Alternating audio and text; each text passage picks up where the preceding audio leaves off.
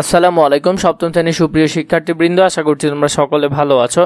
আজকে শুরু করব তোমাদের বিজ্ঞান অনুশীলন বইয়ের 88 নাম্বার পৃষ্ঠা থেকে। যেহেতু ক্লাসে সবাই মিলে বইটি প্রকাশ করবে, তাই প্রত্যেক অংশগ্রহণ থাকা জরুরি।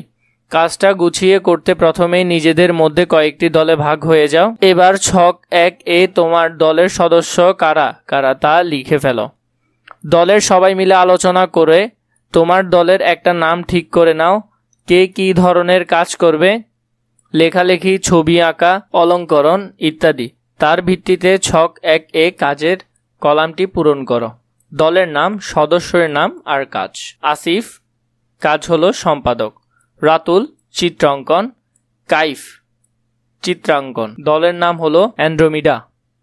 সজীব পাণ্ডুলিপি তৈরি, কবির পাণ্ডুলিপি তৈরি, শাহিন পাণ্ডুলিপি তৈরি, নিশাদ অলঙ্করণ, নিবিড় অলঙ্করণ।